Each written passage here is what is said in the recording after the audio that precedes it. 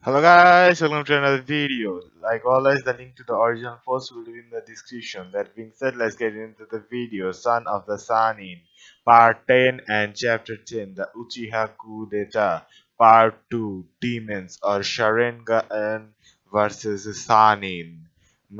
Anko Mitarashi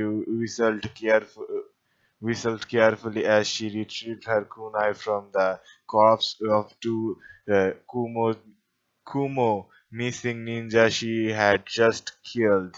They had boasted about all the atrocious crime they had committed before and how they were going to bring down Konoha alongside the Uchihas, but in the end, what the Snake Lady was hoping to be a challenging fight was anything but.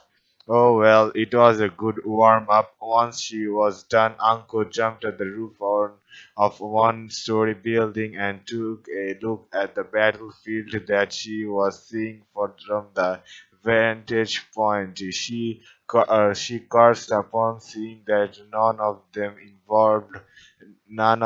involved Uchiha since she heard so many people getting all hysterical about revolting. How is that she had never run into at least one yet? Anko always wanted to measure her skills against an Uchiha, and now it was the best chance she got. Besides, if she defeated plenty of those red-eyed freaks, maybe she could secure the promotion she wanted so much. Suddenly, something caught her attention. At one of the edges of the Naka bridge, a single man with a massive sword was fighting three Konoha ninja who were unable to find a hit on land a hit on him.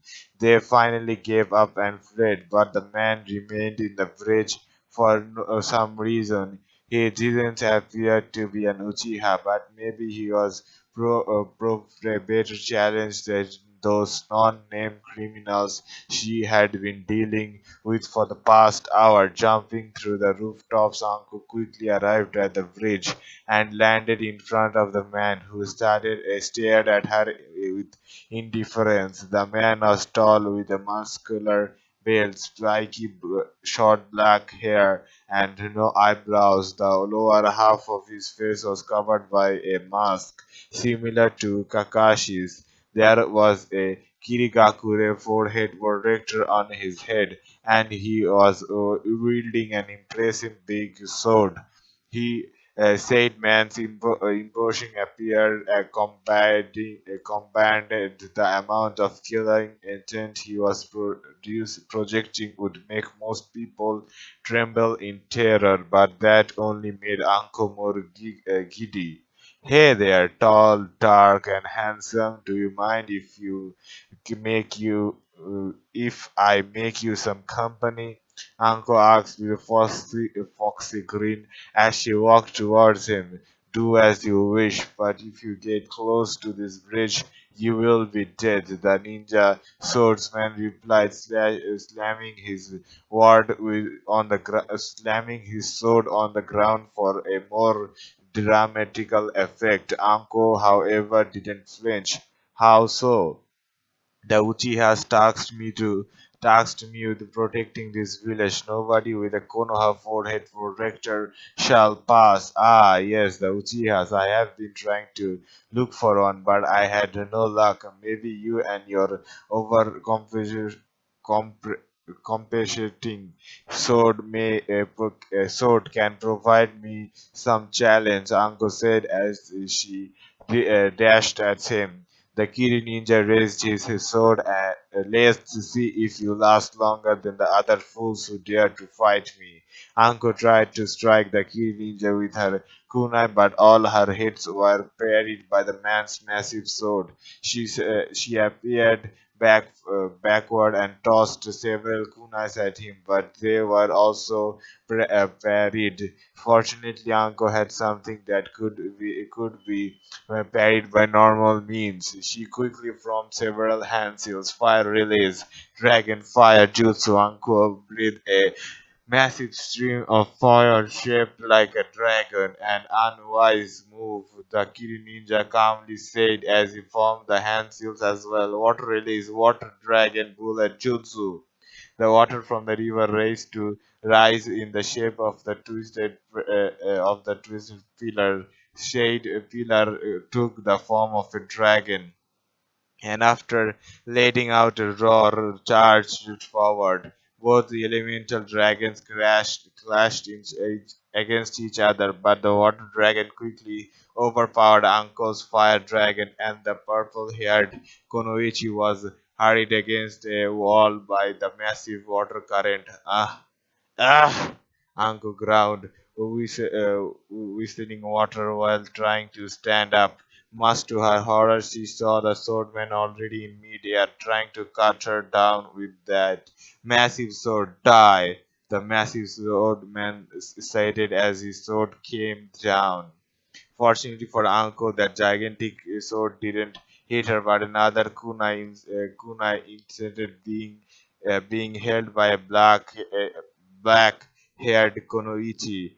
Taking advantage of the Kiri ninja's sudden surprise, the Konoichi managed to kick him back while she launched on her food besides Anko. Anko, are you alright? Yeah, thanks, Kuranai. Anko said as he got back on her feet. Thanks, Kami.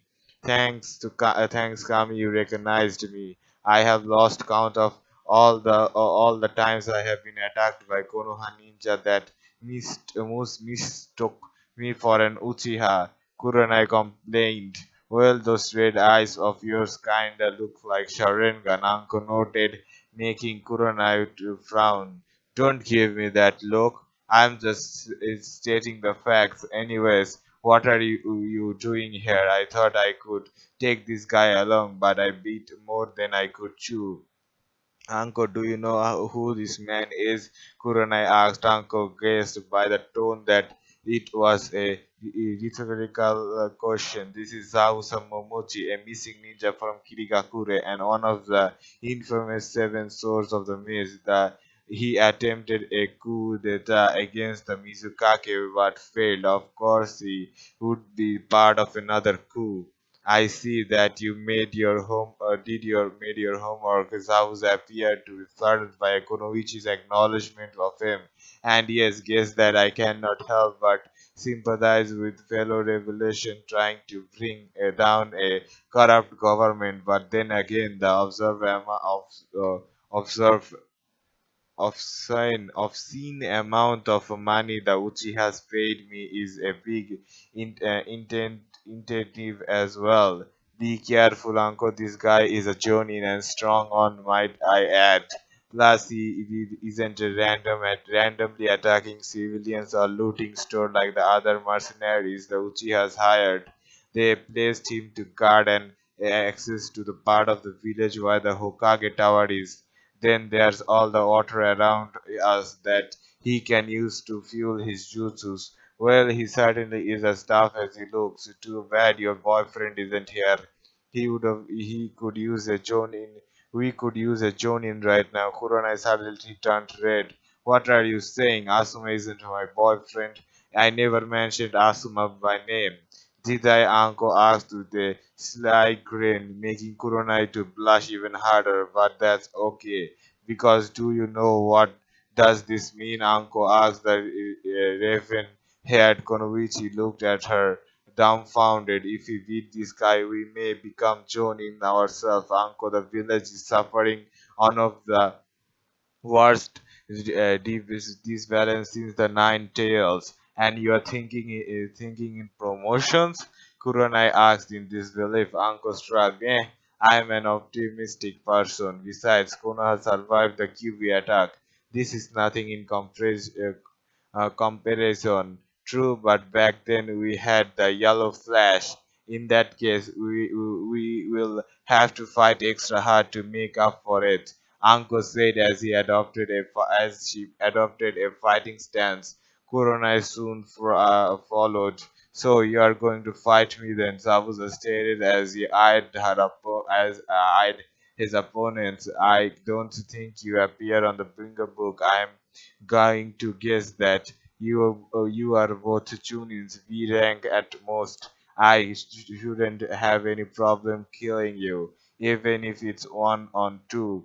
But then again, Zabuza said meaninglessly as he formed a hand series and with one hand. Why should I take the risk? Water relays, water clone. Four blob of water jumped from the river into the ground, and they took the shape of four Zabuza's gigantic sword included. Now that's much better. Zabuza smiled under his mask. Since shall we begin? The four clones charged forward, two dashing towards Anko and other two dashing towards Kuronai.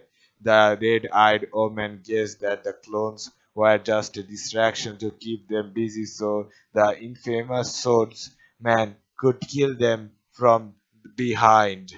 Not that if she had something to say about it, the black-haired Konoichi fried through hand seals. He pulled through kunais and feared of her attacker. As Zabuza was the battle, he saw that the Kuronai was having the most trouble dealing with the clones. She shall be his first victim. Then, making a hand seals, he used the body flicker to appear behind her and ran his executioner blade through her body. Kuronai! Anko cried as she continued fighting the water clones. One down, another two. Ah? Zabuza mentioned as he realized that the wood on Kuronai didn't leak any. The wound on Kuronai didn't leak any blood. Suddenly, multiple snakes burst from Kuronai's wound and wrapped tightly around Zabuza. What the hell is this? Of course, and assured Genjutsu, fighting the snakes of Zabuza, he managed to bring his hand together and make a hand seal release. And after a burst of chakra, everything went back to normal. Zabuza hadn't moved from his original spot, but his clones were gone and his two female opponents were flanking him, each holding a kunai flying at his chest in the last second. Zabuza managed to grab those two both arms before being gutted alive. However, that left him unable to defend himself from Anko and Kuronai's kicks, which hurled him backwards. Ah! That got me him good. That got him good. Uncle cheered. Too bad he saw through my genjutsu. 2 seconds later, and he would be dead. Akuranai observed. Zabuza started to get angry. How these two newbies dared to make fun of him. His hand furiously flied through the hand seals. I have wasted enough time with you two. What really is a great crashing wave, a gigantic wall of water rose from the river and streamed down right onto the terrified Konoichi, loudly crashing on the ground, crushing the two women under the ton of water. While Zabuza was sure that the attack was enough to kill them, he saw that he heard a voice saying, summoning jutsu, and just like the water reduced back into the river, he saw a gigantic snake coiled around something. The snake uncoiled itself, revealing Anko and Kuronai completely wet, but not particularly harmed. Snakes, tell me, is any of you related to the Orochimaru of the Sannin, the missing ninja from Kiriax? Anko's happy and battle-eager expression morphed into a mask of fury. Don't even dare to mention that name in my presence. Zabuza smirked under his mask. I guess I hit a nerve, didn't I? The snake appeared to react to Anko's anger and launched at Zabuza, its jaw wide open. Zabuza leaped at the snake as well, raising his executioner's blade. The fight was short-lived as Zabuza quickly delivered an horizontal chop, and the snake vanished into a poof of smoke. Kuronai ran through hand seals once again, a demonic illusion world of decay. The moment Zabuza landed, he found he couldn't move his leg. Much to his horror, they were starting to melt as they were an ice cream on a really warm day. After immediately realizing that he fell into another genjutsu, he made a hand seals before his hand would melt as well. Release. Quickly after distributing disturbing his chakra network, everything turned back to normal. And this time, Anko and Kuronai were in front of him, ready to attack him. He quickly completed sure that they weren't part of a genjutsu, so they didn't attack him while he was under Kuronai's genjutsu. The answer came in form of killing intent coming from behind. Zabuza quickly turned around and raised his sword, blocking the two katana strikes that would have sliced his back had he not reacted in time. He wielded of those katana while a brown-haired man with a banged off on his face wearing the typical Konoha Chunin uniform and a purple-haired woman wearing Anbu gear minus the mask. After praying the attack, Zabuza pushed them back. Hey, look! The lovebirds decided to join the party. Anko noted as she waved at them. Hey, Yao, Yu, Yugao, Hayate, how was your anniversary date? Well, let's say that it was different from what I had in mind. Yiga, Ugao, sorry for butchering her name, bitterly answered, "We had to go home and change since there's no way I could fight wearing a night dress. Isn't this guy Zabuza the demon of the hidden mist?" Hayate asked between coughs. Yeah, he's part of Uchiha's mercenary. Care to help us? Kurenai asked Hayate and Yugao. Yugao, Yugao both raised their katana. Sure, between the four of us shouldn't be a problem. For the former noted, don't mistake quite the quantity with quality. Twats, just like how ten stupid men wouldn't scum a smart man 10 weakling wouldn't scum a strong warrior. You are all below me, Jabuza claimed in a grandiose jeer manner. If you are so strong, why haven't you killed us yet? Kuranai and I have been fighting you for quite some time, and here we are. The odds are even are all below. Uh, the odds are even great in our favor than before. Do everybody a favor and surrender already? Uncle said. The demon of the hidden mist never surrenders. Zabuza yelled while making a hand seal. Let's see what good your superior numbers are against this hidden mist jutsu. Suddenly, a very thick mist covered the battlefield. Kuronai panicked. This was Zabuza's favorite tactic. Behind their opponent, get behind their opponent and kill them silently afterward. The demon of the hidden mist had decided to fight seriously. Oh man, this can't be good for my asthma. Hayate moaned to himself, coughed a bit, then he raised his sword and adopted a defensive stance. Yugao, track him. Yugao made a hand seal and closed her eyes on it. Fortunately for Konoha Ninja, the purple-haired Konoichi happened to be a sensor. She had a hard time tracking Zabuza since the mist was layered with his chakra. However, she quickly found that said chakra was much more concentrated at a certain point. Kuronai, behind you! The raven-haired Konoichi turned around and raised a kunai just in time to parry the blow aimed at her gut. The clang resulting of metal clashing was enough to revive Zabuza's motion to Hayate, the only male Konoha Chunin relied at replied at Zabuza. Fire's release, burning edge. The blade of Hayate's katana was wrapped in flames that dispelled the mist the moment it touched it. And found Zabuza in no time. Zabuza had to ignore Kuronai's and fled for her swings of ninja, the flaming sword.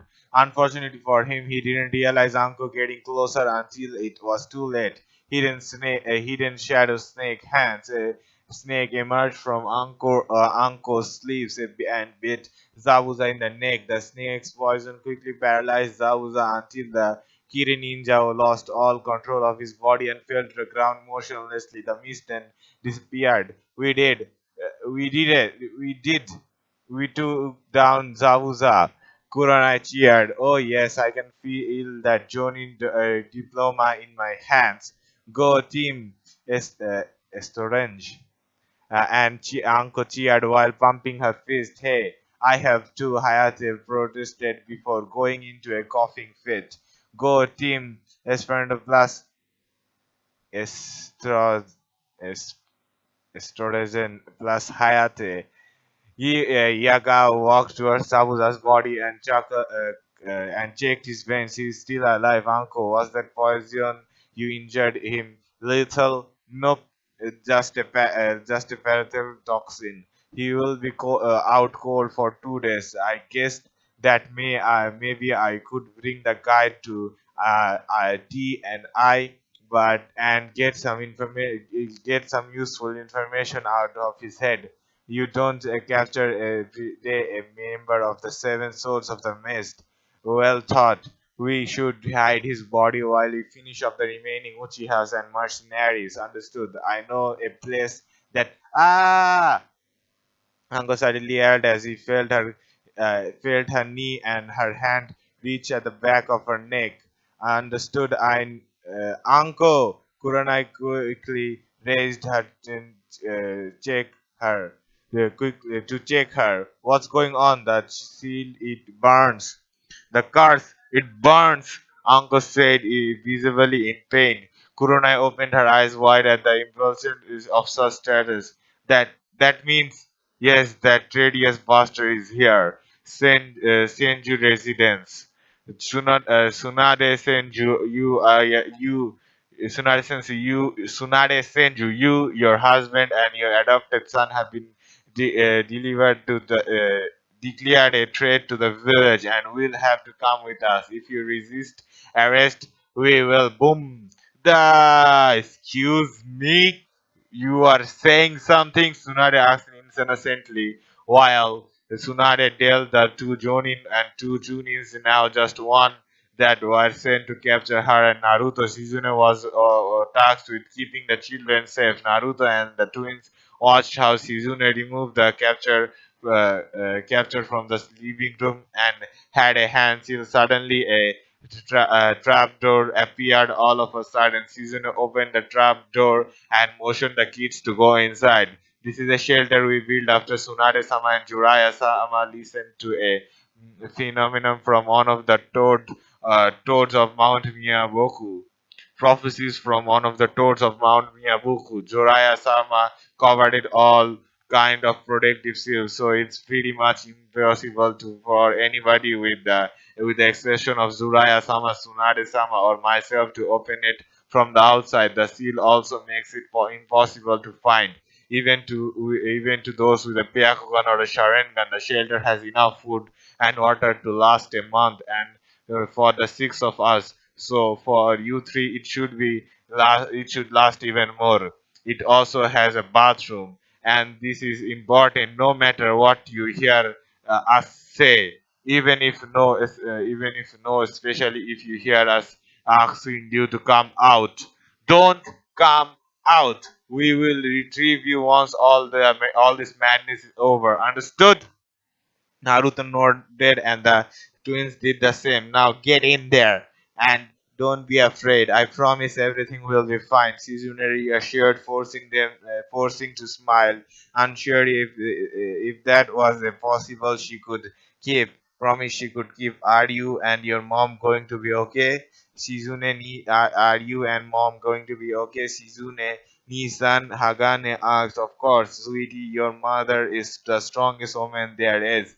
Nobody can hurt us, especially with her help, especially with me helping her. Yeah, mom is like super strong. I trained with her and her strength knows no limits. The only one who would come close to her are dad and the Hokage. Naruto added. Shizune couldn't help but wonder if this optimism was genuine or if he was just trying to calm down the twins. Either way, it was a good thing. Naruto-kun, you are the eldest, so you will take care of your siblings. While Tsunade-sama and I are busy. Understood? Naruto vaguely nodded before he and the twins headed to the underground shelter. Shizune then closed the trapdoor, made another hand seals. The trapdoor disappeared once again. Lastly, she put up the carpet back. Sorry, that was carpet.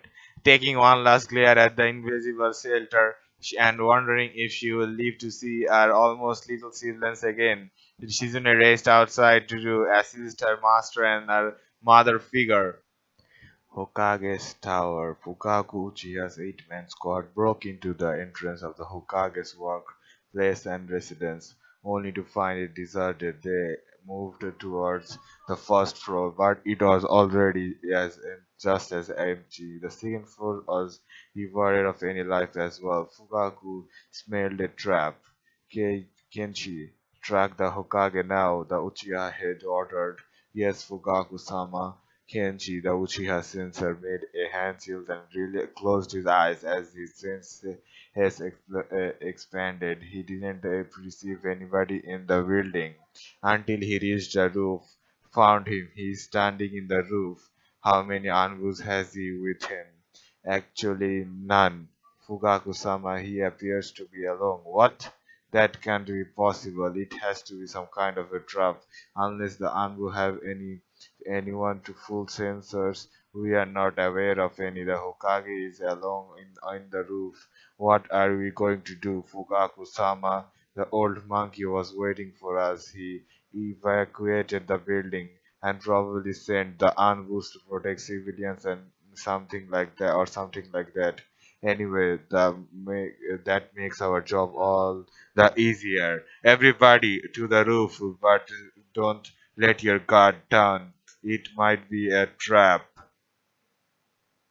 Yes, Fugaku-sama, all the Uchihas replied in unison to Senju residents. With a neck snap, Tsunade killed the last of the Uchihas sent to attack her home. Tsunade had some minor bruises and burns, but they were nothing she could heal in a couple of minutes. Shizune, go and fetch me a couple of sealing scrolls now. Tsunade ordered. The black-haired Kunoichi nodded and headed back into the house. In less than a minute, she returned with the requested items. The Tsunade started to store the Uchiha dead bodies inside them and instructed her to apprentice to do the same. I know the body of dead ninja is valuable, especially a dead Uchiha, but what do you plan to do with them?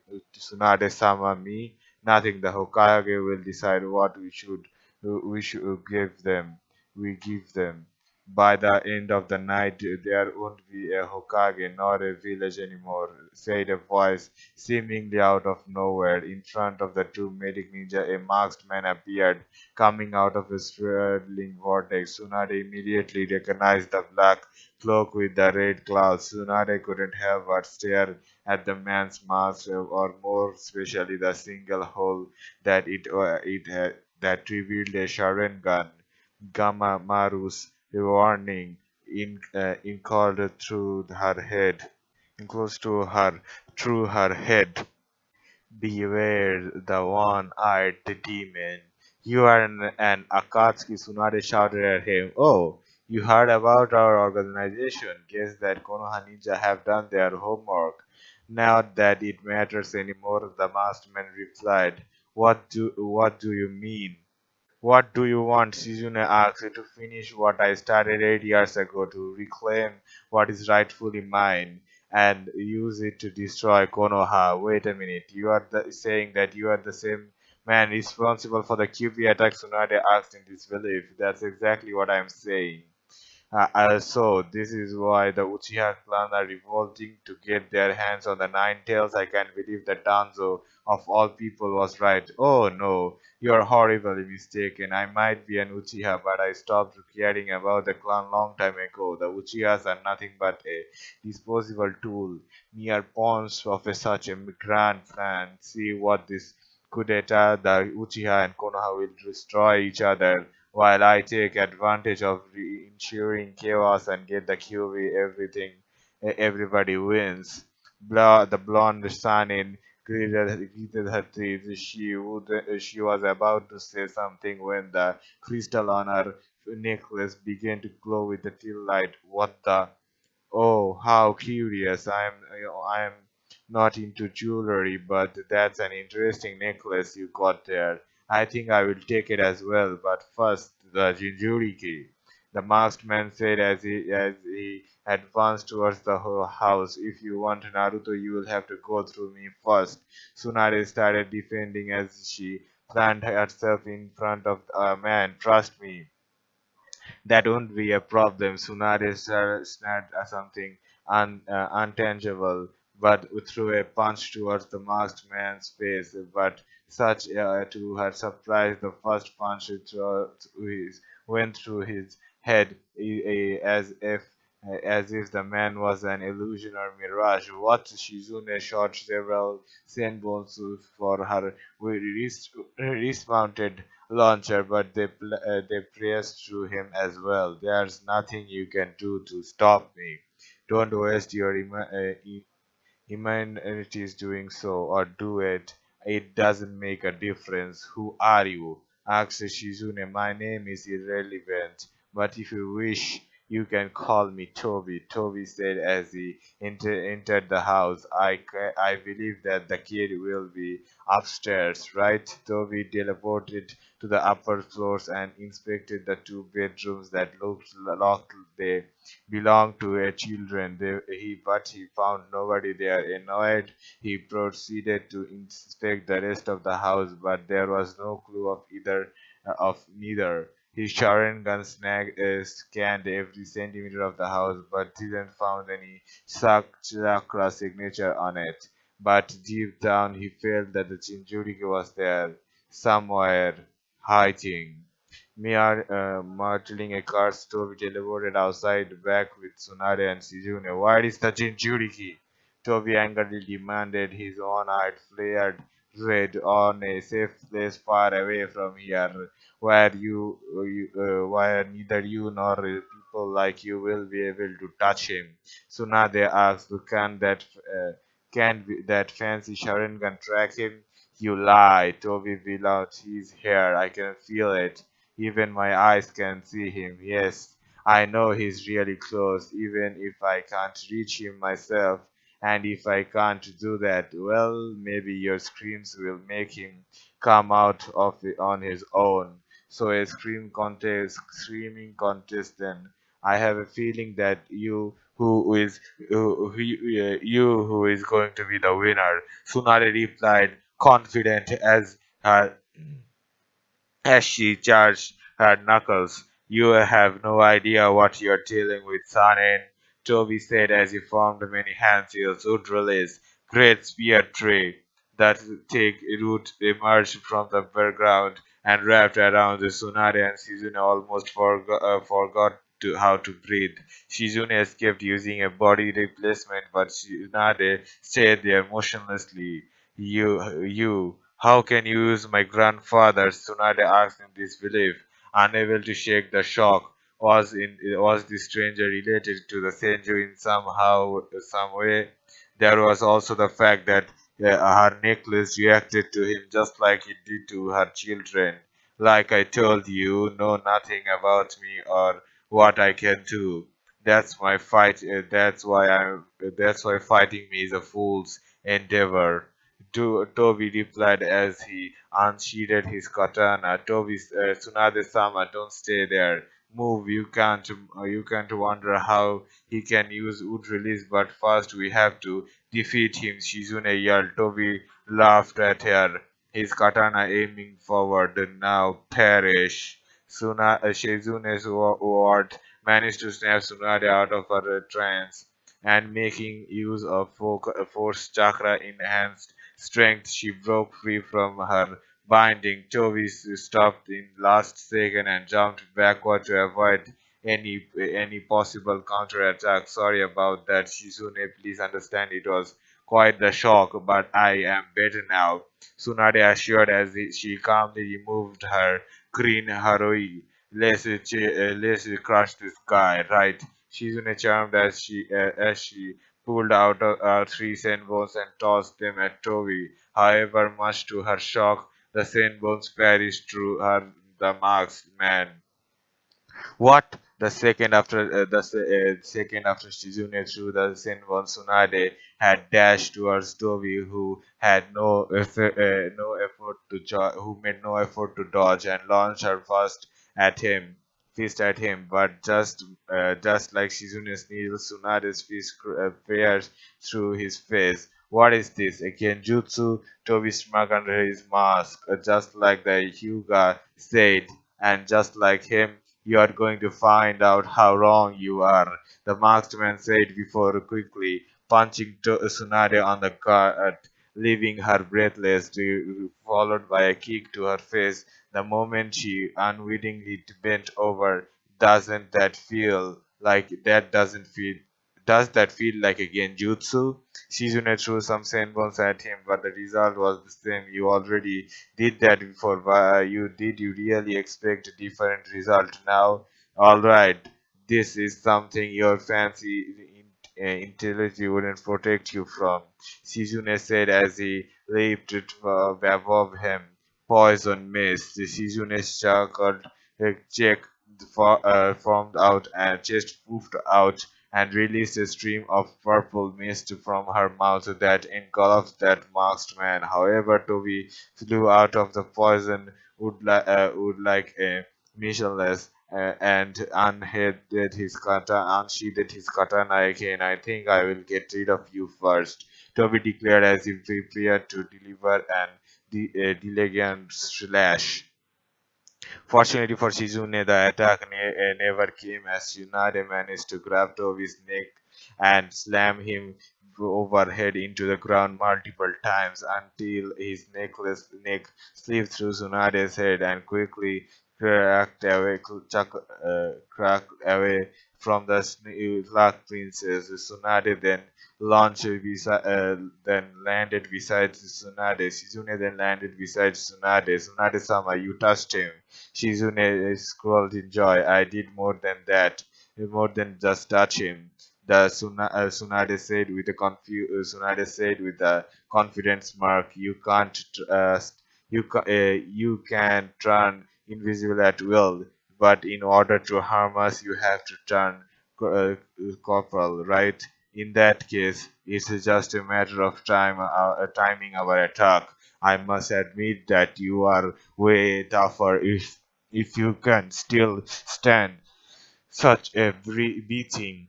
Most people would have been able to even wouldn't be able to move even able to move after that. I think I already stated that I am not like everybody else. Now let's see how much pain can you withstand until you reveal to me the location of the Jinchuriki. Toby threatened as he disappeared in a swirling vortex. Shizune, stay alert, Tsunade warned.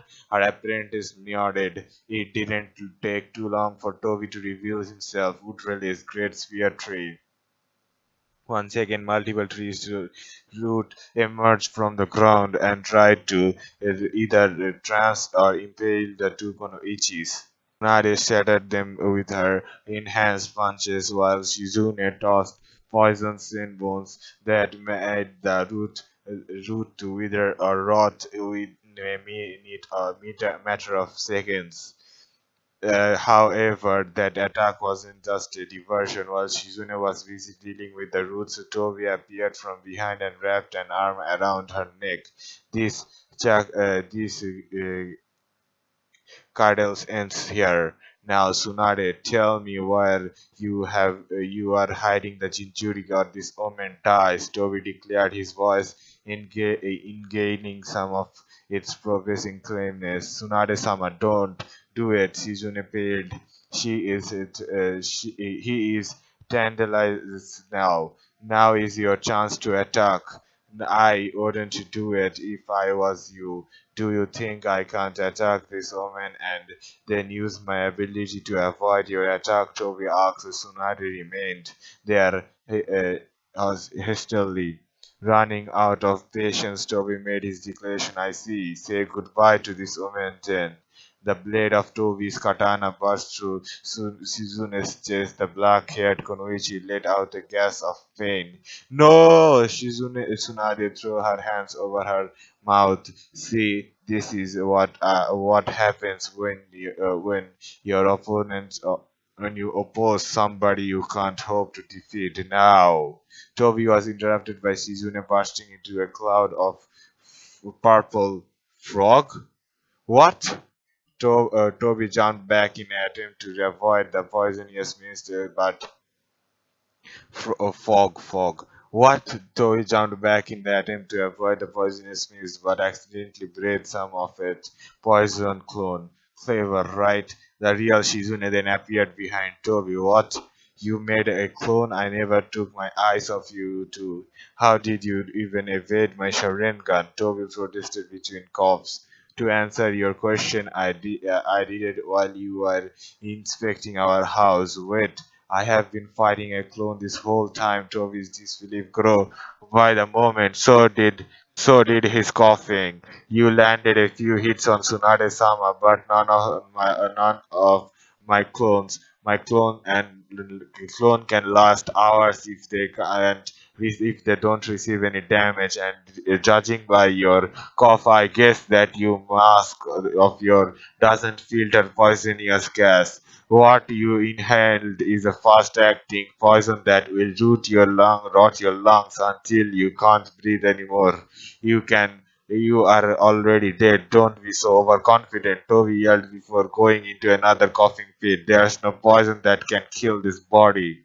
Yes, I believe that you somehow failed our genes with those of my grandfather who had great resistant to poison. Hence, your ability to use wood release, but even then, that wood doesn't make you immune to them. Tsunade smirked at him. Let's see how well you can fight while you can hardly breathe. Both Tsunade and Shizune launched at the masked man. Tsunade threw a kick at his face followed by Shizune, who had kunais on her hand. Both their attacks passed through Toby. The Akatsuki member tried to slash Tsunade, but the swing was way sloppier than before, and Tsunade had no trouble dodging it. Shizune threw more sandworms at him from her wrist-mounted launcher, which Toby dodged by jumping backwards. Your breathing is becoming heavier. Even if you somehow survive Shizune's poison, you wouldn't survive my fists. Shut up! Toby angrily yelled as his hand flew through Hansio's wood release great spear tree. More roots emerged from the ground and launched at Tsunade. The slug princess smirked once again and roast a foot heavenly foot of pain. Tsunade brought her foot down with such force that incurring shockwave shattered the wooden roots, leaving a crater behind. And you might have my grandfather's bloodline limit, but you are in nowhere near his limit. Both Tsunade and Izune leaped at Toby at the same time for opposite directions.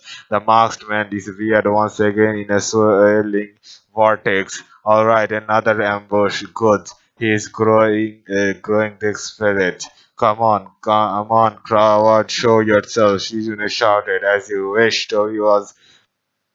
Toby said as he appeared right behind Tsunade. The blonde Shianin immediately turned around and punched the masked man who shattered in thousands of wood spears, a wood clone. Suddenly, a blade burst through Tsunade's belly. Blood started to leak from it. Shizune's eyes grew wide with shock. Tsunade-sama! Shizune yelled in horror. I believe that you are not a clone, right? Winch, Toby hatefully said as he pulled his sword out and kicked Tsunade's back in the back, making the Sannin to fell on her face. Toby's hand then flew through Hansel's fiery. However, a rather severe cough fit stopped him from completing the attack, knowing that this was her only chance to not gather all of her chakra she had mustered on her fist, turned around and delivered a decisive punch at Toby. The Akatsuki member had no time to turn intangible, and Tsunade's fist landed on his right shoulder, shattering it completely, catching the right arm from his rest of his body and hurling at him towards the wall. Ah! Toby moaned as he got on his feet as good as he could. That certainly hurt. How are you still alive? Tsunade said. I could ask the same thing to you. Surrender, you monster! Tsunade-sama got you good. Between that hit and my poison, there's no way you can win. Cried. Maybe you are right, but my word, sooner or later the QB will be mine, and the world of despair and lies will disappear, Toby said as he disappeared in a swirling vortex.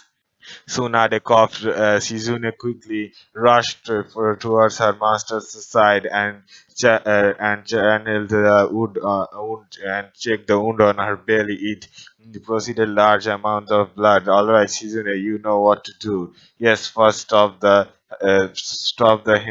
hemorrhage. Shizune remembered herself as he used a mystic palm jutsu on Tsunade's wound, closing it slowly. I guess it's a good thing I got over my fear of blood. Tsunade weakly joked. Tsunade-sama, don't speak. Don't tell me what to do. You didn't lose your temper. Guess that's a good thing. But seriously, don't talk.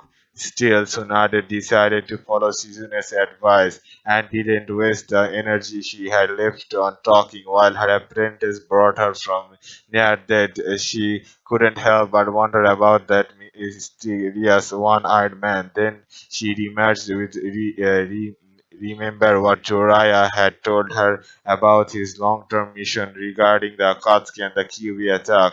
Orochimaru and his men, Torii, were both part of the same organization, Akatsuki, who apparently wanted the Kyuubi, and the other tailed beast for whatever nefarious purpose. Orochimaru had presumed with Hashirama's cell in order to obtain his power, and Toby was clearly one of his test subjects. And will Toby would release the seal. The power of the jutsu were nowhere near the level of the first Hokage, but even then, it was a terrifying thought. What if Orochimaru was able to perfect the genetic spavin? The thought of Orochimaru with Hashirama's power was worrying, but an army, even a small group with that power was a nightmare come true. Lately, she was also wishing that she could warn everybody about Akatsuki manipulating the Uchiha and stop the madness before more people would die. But she knew it was too late. Even if she wasn't so badly wounded, there was no way she could stop the coup. All she could do was pray of the ending as soon as possible with the last amount of the least amount of casualty. Inabi Uchiha and his team Yashiro and Tika were at the roof of the Jonin standby station. Multiple Konoha ninja had attempted to reclaim the building, but the Uchiha trio managed to flee off the attackers. The last attack had been more than an hour ago, to which Inaba declared that Konoha gave up trying to take back the station. You know what this is kind of a boring. Yashiro mentioned this place is safe. Can we go somewhere else? You heard Fugaku-sama. We are assigned to take and guard this place. Fugaku-sama will fry us alive if we disobey his orders. Tika replied. I'm afraid I have to agree with Tika as much as I would love to continue fighting. Inaba said, man, this was too easy. Maybe we shouldn't have been so calculative and wait until most of the Jonins were away. Well, nothing can compare to the might of the Uchihas. I wish I was assigned to Makasaki's team. They got to fight Tsunade. They will be the only ones who will fight against somebody who's actually strong. Yashiro mourned. Besides Fugaku-sama, I mean. Suddenly, all of their radios started to crackle loudly. Inaba grabbed his. This is Inabi.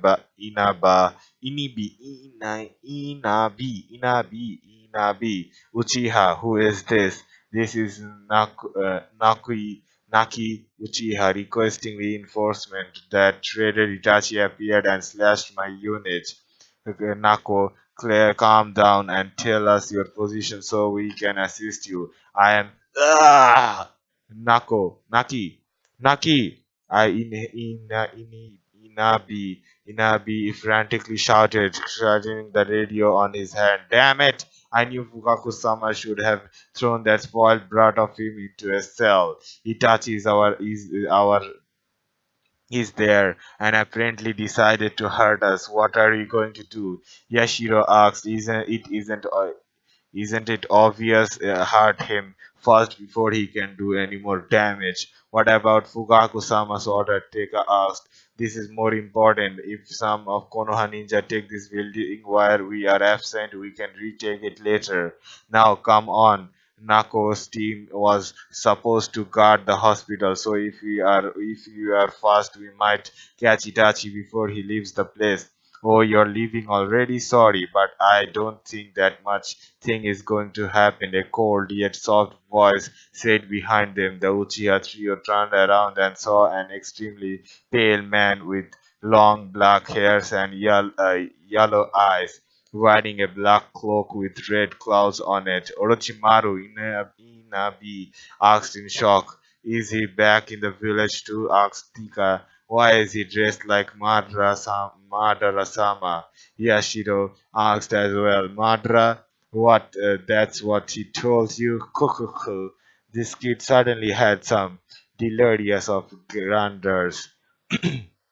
Orochimaru said, chuckling, what are you doing here? Are you part of Madara-sama's army of mercenaries? I know for a fact that you are not an ally of Konoha, Inaba said. True, but being the enemy of enemies the enemy of your enemy doesn't make me your friend, as you are about to find out. But, anyways, you should feel honored. You three have been selected to take part in an experiment in order to further my ninjutsu research. Are you going to come with me willingly, or do I have to take you by force? Yashiotake, we will have to deal with this land field first before we have to go look for Itachi, Navy declared. His two partners nodded. It seems that we are going to have a worthy opponent after all. Yashiro agreed with a gleam. By force, then, this should be fun. Orochimaru smiled firmly and ugly, forming an ugly smile. Activating the Sharingan, the Uchiha trio dashed at Orochimaru, Yashiro, and Teike impaled Orochimaru with their katanas from opposing angles, while Inaba jumped over him while making hand seals. Fire relays, great fireball jutsu. The other two Uchiha jumped sideways before the fireball hit its target and engulfed Orochimaru in flames. So much for the legendary Sannin, Inaba said dismissively. However, when the flesh started to disappear, they saw a half-melted mud clone in Orochimaru's place. When the Uchiha trio realized that they have been fooled, it was too late. Three snakes wrapped tightly around their necks, raising them in midair. A nice display indeed, the real Orochimaru praised. Somehow behind them, the three snakes holding the Uchihas were coming from one of his slaves. You're young, strong, with a mature Sharingan.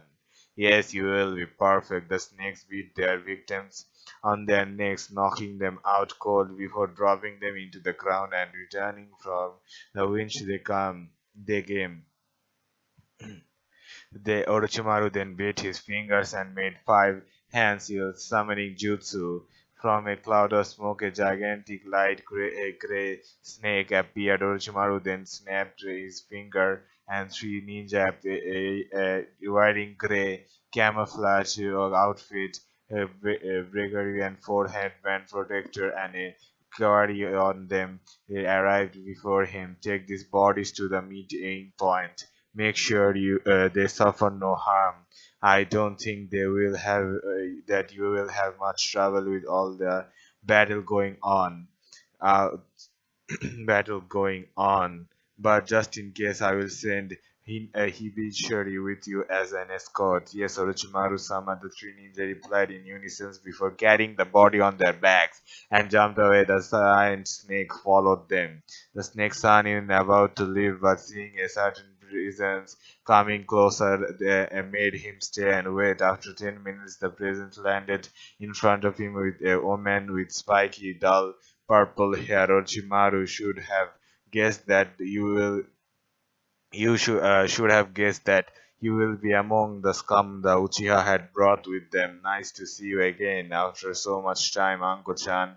Orochimaru greeted her with a winch grin. Though you are awfully mistaken, I am not a part of this sad attempt of a coup. In fact, I was about to leave before you ran into me. Like hell, I'm going to let you leave, Anko shouted angrily. Pull out a kunai. Pulled out a kunai. What, please, Uncle John, save yourself the embarrassment. Do you think you can defeat me alone? What makes you think I am alone? As on cue, Kuranai, Yagao, and Hayate appeared all around them. I see you brought some friends with you. That's intelligent but still futile. The result will be the same. Shut up!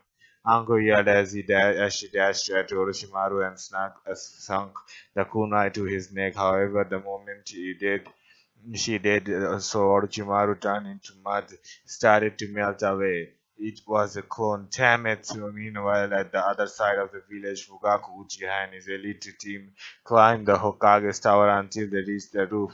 Just their the sensor had said the Hokage stood there completely alone, comprehending the village fort by chores and distraction. Enjoy the spectacle, Hokage-sama, Fugaku asked the old man. Sarutobi turned around to face him. Ah, Fugaku-san, I was waiting for you. Brought quite the group with you. You can't expect to take down a Hokage by doing a half-assed job. These men are the best of the Uchiha clan can offer. The best uses, Sarutobi said, tilting his head as he studied Fugaku's team. Then why didn't you bring your young Itachi with you? I believe he is quite the prodigy. Fugaku greeted his steed upon hearing the name of his disgraced son, but decided not to take the bait. He needed to remain focused in order to finish the job. If you are expecting us, then you know what I came for. Are you going to fight, surrender, or are you going to try to talk me down? Try to avoid the later opponent if you possible. Later option if possible. I am not in the mood of for lectures. I think you are old enough to be. You are not. You are old enough to be lectured, Fukaku-san. So I can simply ask you a question. Why? Why are you doing all of this? Do you want to be the Hokage that much? Don't play dumb with me, Hiruzen. Fugaku replied, pointing an assuring finger at the old Hokage. You might be old, but I know that you are far from being senile. You know perfectly why I'm doing this. I'm afraid I'm not. So please elaborate me more. before more blood is spilled this night. Upon seeing Fukaku's frown, he added, I can assure you that this is not a rush to use to buy time for whatever I had planned. I knew you were coming here, seeing more than an hour ago. Had I planned a trap, it would have already sprung. If that's true, then why you are an idiot for not doing so? Yes, I have been calling that before. Yes, I have been called that before. I believe that words Danzo used was idealistic fool, but guess that's something I cannot change about me. And the reason I didn't prepare a trap was because I want to end this piece in a peaceful way. Fine, have it your way, Fugaku scoffed. The reason you are doing this is we are tired to living isolated from the rest of the village tribe tired from being barred from any position of power, tired of being Konoha's attack dogs, being kept in cages when you aren't throwing us at your enemies, and always lead by a leash. But that's going to end now. These dogs are cutting their leashes and breaking their cages bar. The Sharingan is not your little weapon to play with. The Shienju wanted our power but never wanted us and made us that we stayed loyal, but we were never a threat. And when they were gone, they made sure that things would never change. You are the pupil of the first two Hokages, and the fourth was a student of one of your students. A cleverly crafted system that ensures that only those interested in idea of Senju assures the position of power, just like yours, to keep the status quo and stop any change from happening, regardless of how necessary they are. That's a lie. And you know it. Sarutobi angrily replied, though deep in down he had to admit Fugaku had a point. In a few years, your old eldest son would have made a fine fifth. He has both the power and the wisdom to be worthy of the title. Fugaku snarled decisively. Too late for that, Hiruzen. I don't believe that even if I didn't know you I wouldn't believe that even if I didn't know of your little plan. Little plan, what are you talking about? The QB brat who bears a more than striking resemblance to the fourth, who's being raised by the two of your students, one who happens to be the granddaughter of Hashirama and the other who was the master of the fourth.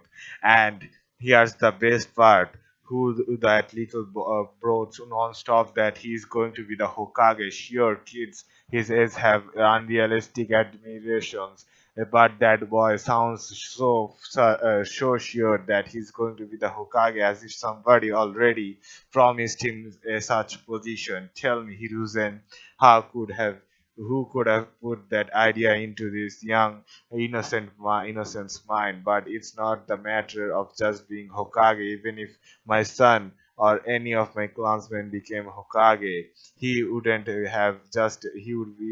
been just a figurehead or a puppet, keeping the seat warm until the real candidate becomes old enough to take the hat, while you and your little friends run everything from the shadows. But that's not going to happen. This village is rightfully ours and we will take it back. Fugaku-san, please think about this. Even if you manage to kill me and the council and my council and became the new ruler of Konoha, nobody would accept you, especially those who lost loved ones during the coup. Your coup, Konoha would get pledged in civil war. It is happening with Kirigakure right now. But unlike Kirigakure, we don't have a sea or other natural defenses to stop other village from invading us. The people of Konoha fear our power, so we will give them good reason to fear us. Fear will keep the position from the population from rebelling. Those who rule by fear are bigger fool than the foolish idealistic like me. Those who live under fear cannot wait to throw away your that yoke. I heard enough. Fugaku adopted, but the disdain of the Senju and those innocent by them in tonight. You can surrender and live a few more years, or you can fight us, die, and delay the inevitable for a little time. Sarutobi's mouth curved into a sad smile. It's a shift moment. He tossed away his hat and robes, revealing a battle armor under them. I think you should know what my answer was going to be. Sarutobi adopted the fighting stand. Every Uchiha minus Fugaku did likewise. If you plan to fight us, then why did you send your Anbu away? With them at your side, you might have some chance of surviving. The Anbu are helping people that need their aid more than this old but far move from defenseless man.